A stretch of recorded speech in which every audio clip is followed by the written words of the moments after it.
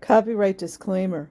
Under Title 17 U.S.C. Section 107, allowance is made for fair use for purposes such as criticism, comment, news reporting, teaching, scholarship, and research. Fair use is permitted by copyright statute that might otherwise be infringing. Nonprofit, educational, or personal use tips the balance in favor of fair use.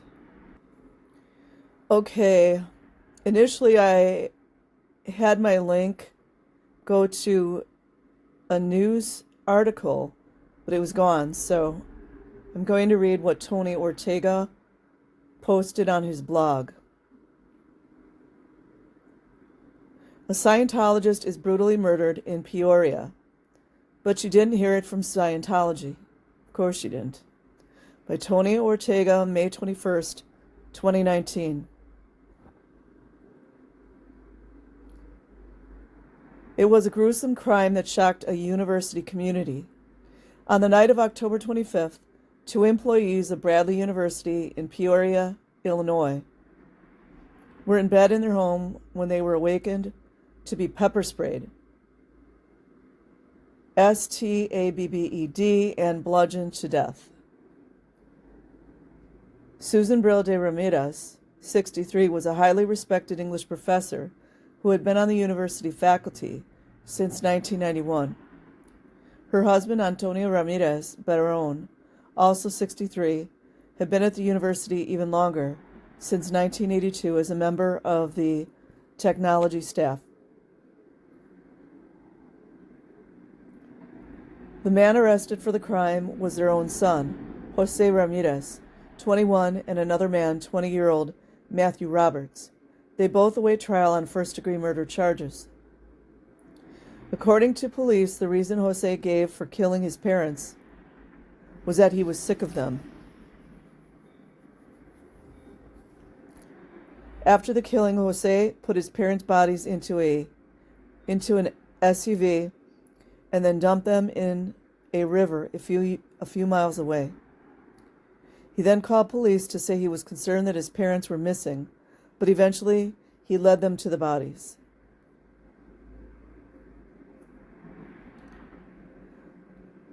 The Bradley University community was understandably horrified, and online tributes to Susan Brill de Ramirez began showing up immediately, written by scholars around the country who admired her work. Still, despite the terrible nature of the crime, here in New York, we didn't hear anything about it.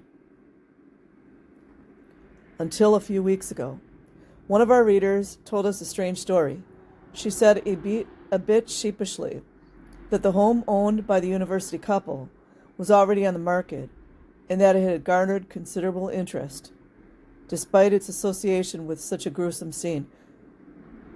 Scientology's got to be coming in here soon. She herself was hoping to put a bid on it, and she had toured the home to get a good look at it. I personally, due to that type of energy, would never, ever want to own a home in which 2 people were brutally murdered, ever. It had been cleaned out of furniture and belongings, but when she happened to open a closet, she noticed a stack of boxes. Because she reads the bunker regularly, she knew exactly what she was looking at. When she told us what she found, we checked with Scientology's records, and sure enough, there it was. Antonio Ramirez Barron, the brutally killed father, was a long-time and deeply involved Scientologist. There you go, you guys. The kids were sick of being abused.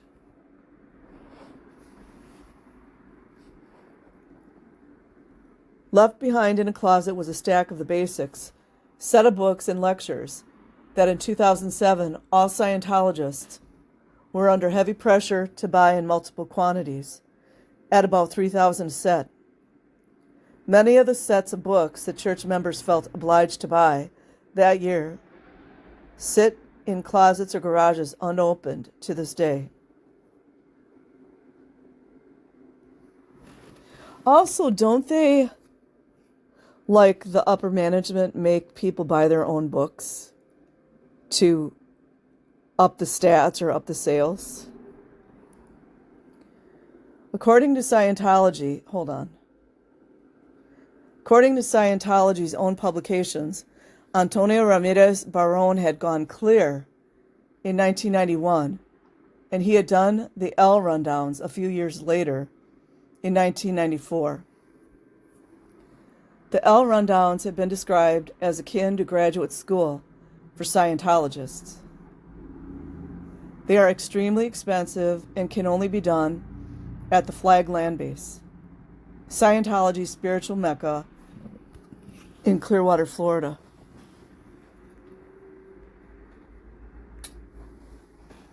Tony sure is giving it a lot of accolades, isn't he?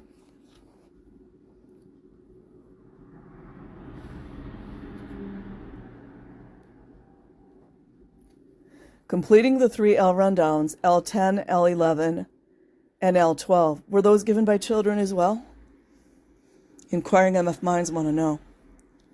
Would have run Antonio about $70,000 each, plus accommodations and additional processes and security checks that are usually required. He didn't say auditing. Did he mean auditing? You guys know the children give auditing, right? I think the processing means auditing. It wouldn't be unusual for him to have forked out $250,000 for the L's alone. Then in 2007, he was pressured to buy multiple sets of the basics at $3,000 each, which he would not have done if he weren't still a member of the Church of Scientology in good standing. Update. Patty Mohair helped us find records in Scientology publications that Antonio was taking courses as recently as 2014 and on Scientology's private cruise ship, the Freewinds, not an inexpensive investment. They're still abusing those children on the Freewinds? There's so much documentation and child abuse recorded on the Freewinds. Is that still going on?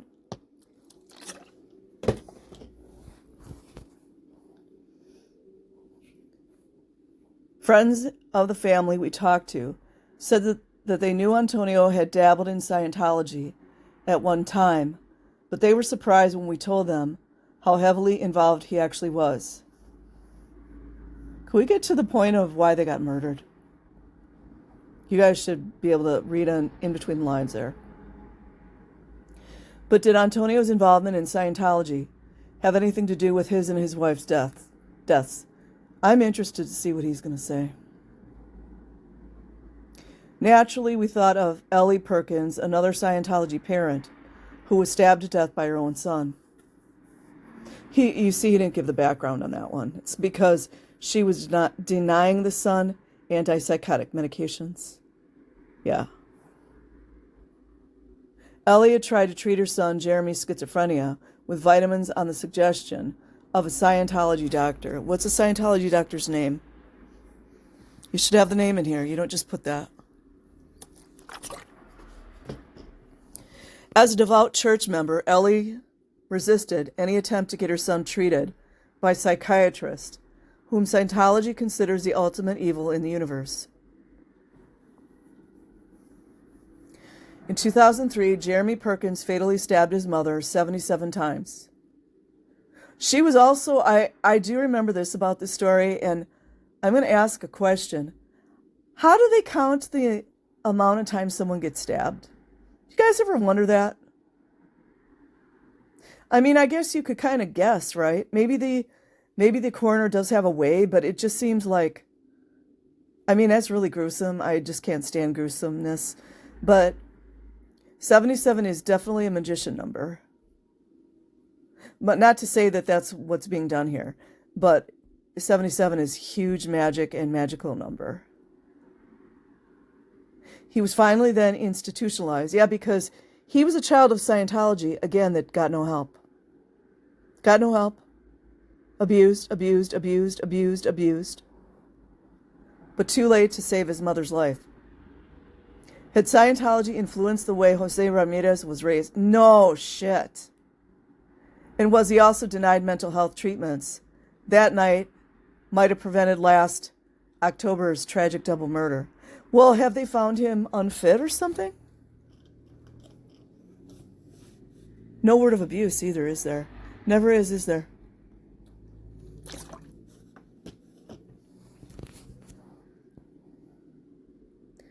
We reached out to Jose's defense attorney, Hugh Toner, who patiently took in our questions, but he did not give us an on-the-record response for the story.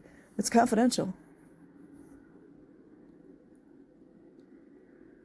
Also, while on the surface this appears to fit the pattern of a crime carried out, listen to the, oh, I knew I was going to get irritated, you guys.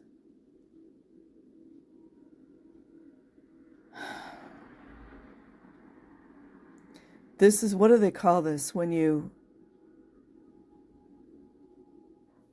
oh, I forget what it's called. Like, you're just making complete guesstimations. You've got to report on the facts. That's what we need to stick to here. But I'm going to read it anyways. Also, while on the surface this appears to fit the pattern of a crime carried out by a mentally disturbed young man against his own parents, the fact that he had help is extremely unusual. What about the abuse he endured, Tony? We're going to hear about that? The police have not made clear what role he played by Matthew Roberts and why he also deserved to be charged with first-degree murder.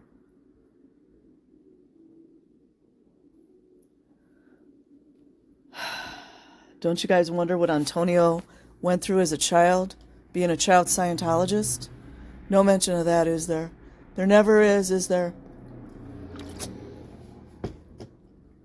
And to top it off, 2 university professors.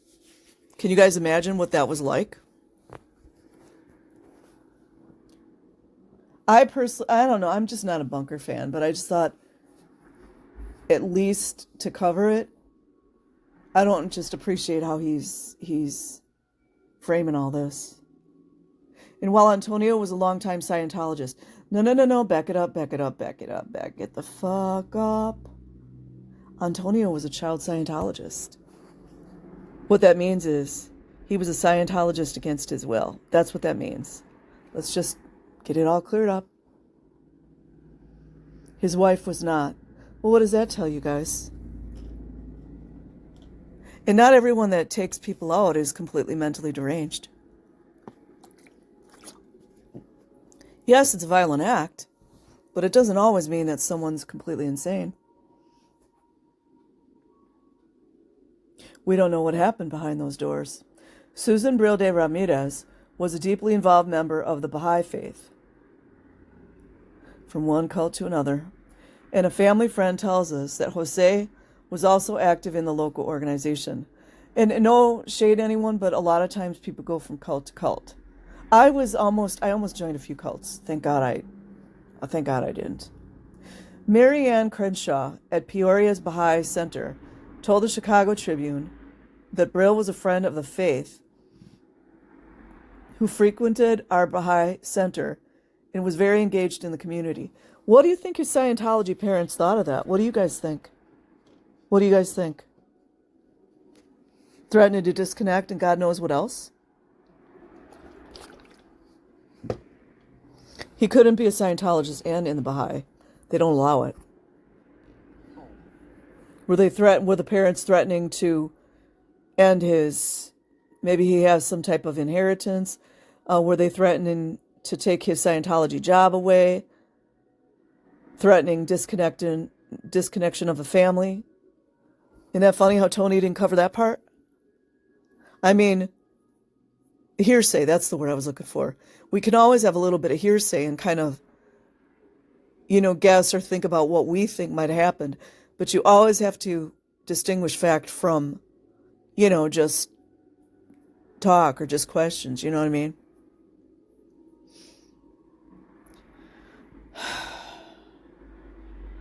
We're just so sorry for what happened. Our community is reeling. You and I both know, conjecture is another word. You and I both know that his parents were probably pressuring him really hard. And I don't know if they were a little on the wealthier side, if they were threatening to take away his money.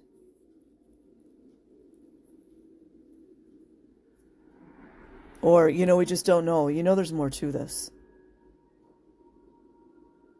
We put in our own call to Crenshaw to ask about Jose's involvement at the center, but we didn't get a response.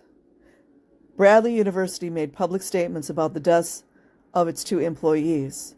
The Baha'i Center spoke publicly about Susan Brill de Ramirez.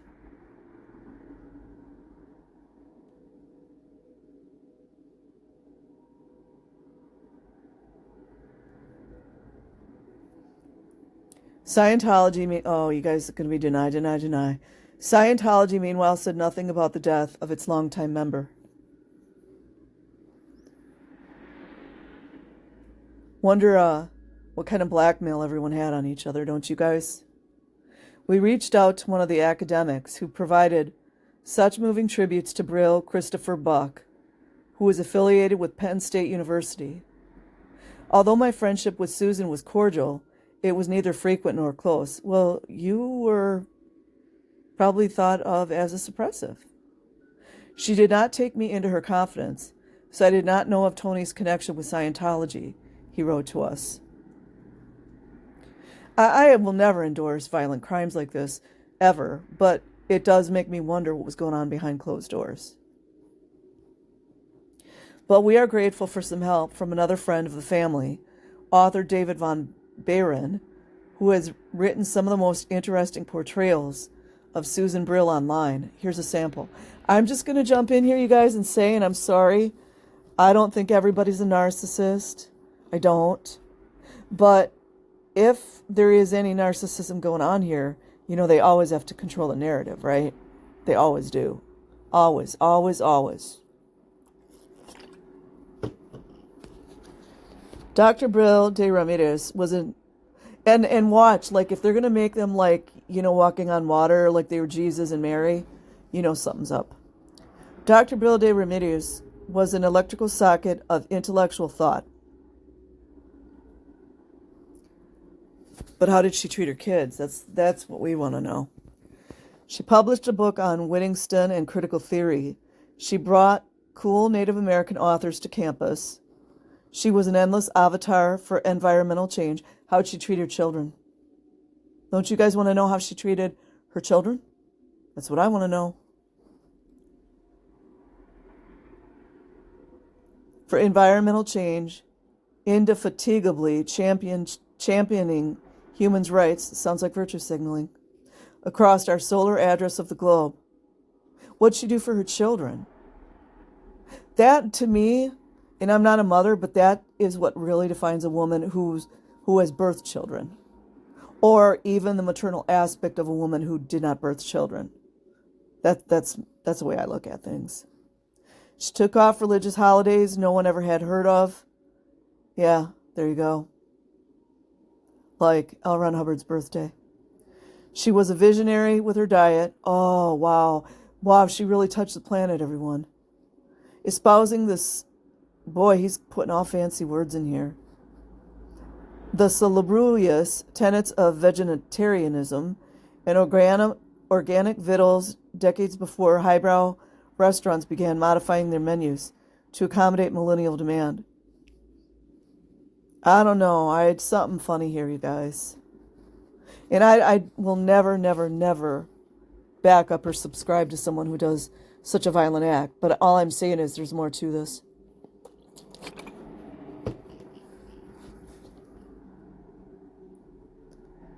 She was passionate about her faith. What, as a Scientologist?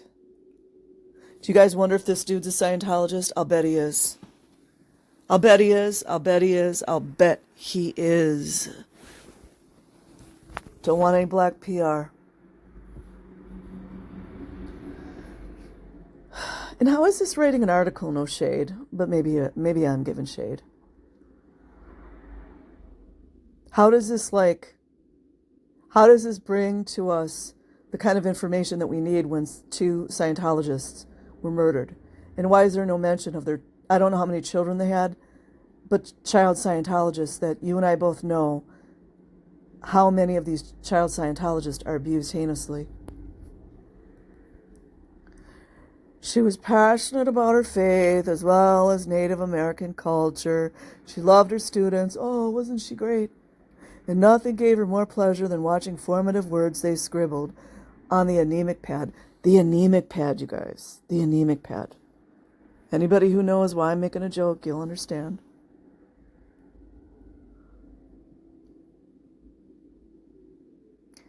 Anemic pad of the page, the first day of class, fledged. I don't know. I don't even really want to read this. She was a loving wife to Antonio, but she never...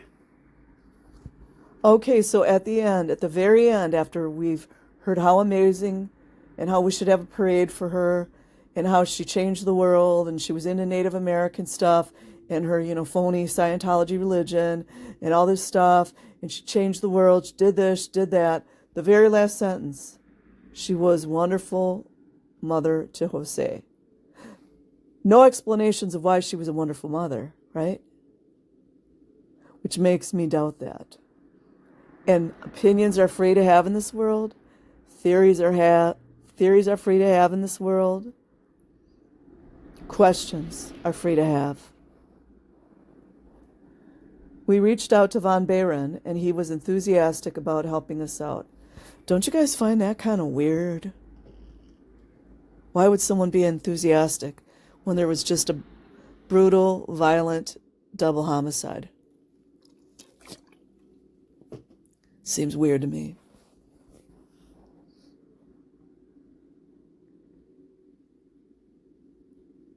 Hold on a minute here. This is really long, you guys, but I will read it. But if it's not unbiased, I'm not going to read everything. The bunker. In other words, Tony's asking the question. Thank you, David. Were you aware of Antonio's extensive history in Scientology? Why wouldn't you guys think in this day and age, he might say, after all this information has come out, wouldn't you think Ortega would say,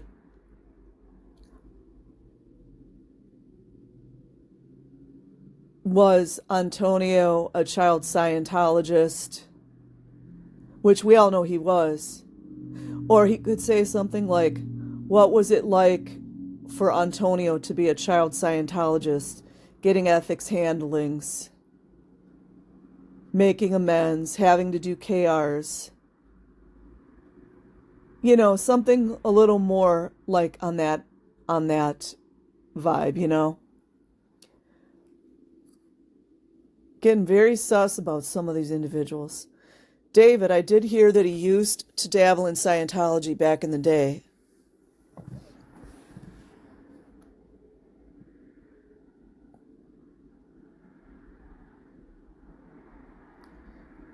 This sounds to me, this is what this is sounding like to me. And I'm not going to blame it on Tony, but what this sounds like to me, this sounds like another Scientologist trying to make it look as if Antonio was not a Scientologist ever, so that it's not all tied to Scientology. That's what this seems like to me. I did hear that he used to dabble. Okay, I read that. I knew him when he was in Baha'i with Susan. Every time I saw either her or Anthony with Jose, I'm getting confused.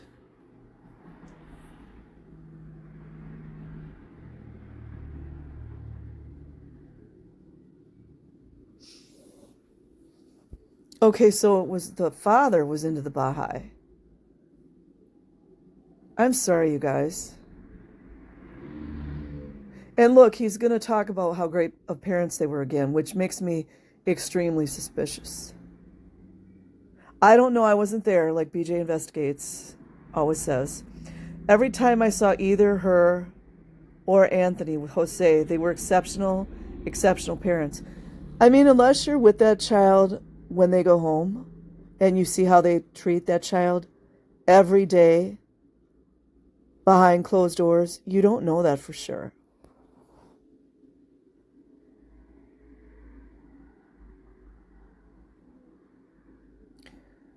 At Bradley, I spoke with Antonio lots, but he never once mentioned Scientology. And I was a fervent student of world of religions.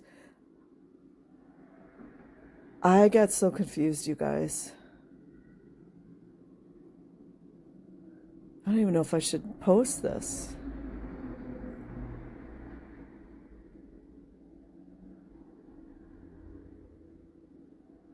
Okay, Tony says, by the way, your tribute to her was luminous. It was luminous, everyone. Really a nice piece of writing. You guys know what I think. But Antonio was no dabbler. Okay, here we go. Okay, maybe this person that's a supposed cousin, I think, trying to just completely distance anything Scientology from this whole thing. But Antonio was no dabbler. Records show he spent hundreds of thousands at least and went to Florida for extensive processing. You know, auditing. Now they're calling it processing. You know, auditing by children. And was buying boxes of books at least as recently as 2007. But what can you tell us about Jose, finally? It's hard to believe this statement from the police that he was tired of his parents. Was he pretty emotionally disturbed? Why would Tony say he's emotionally disturbed when he's not a doctor? I know I shouldn't have read this, but I'm going to push through it, you guys. I had more of a rapport with Susan than I did Antonio. I don't know, he's not really getting anything. Honestly, you guys, I scrolled through it and it's just, I don't like it. I'll never endorse violently taking someone's life. Let's see what I find here. You know, everybody, Tony and this guy is just saying how these guys were the greatest parents in the whole entire universe. Which you guys know, that's very suspect right there.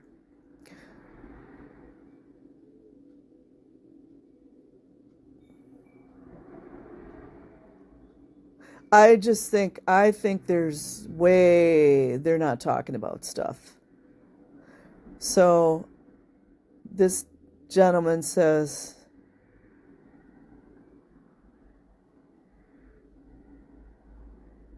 every time I saw him, he looked fine, but I guess the last 4 years, things really went sour, but I don't know much of the details. He was a loved kid, I do know that, even early on, though. They placed him through a number of schools. You know, the ones that they don't mention here. I was kind of surprised because one was a Catholic school. Across the street from my then apartment. I don't know, I'm getting weird vibes. Always see Antonio pick Jose up and they seem fine. I hate to say this, you know they love to say it when they say stuff like that, right? Think that it was Susan's parenting peccadillos that perhaps drove Jose batty and pushed him over the edge. Dietary restrictions, doesn't that sound like Scientology, you guys? Susan was dogmatic, sounds like Scientology. It was hard to have intellectual argument with her. Boy, did I call this, you guys. She had to be right, didn't she? She always had to be right, didn't she?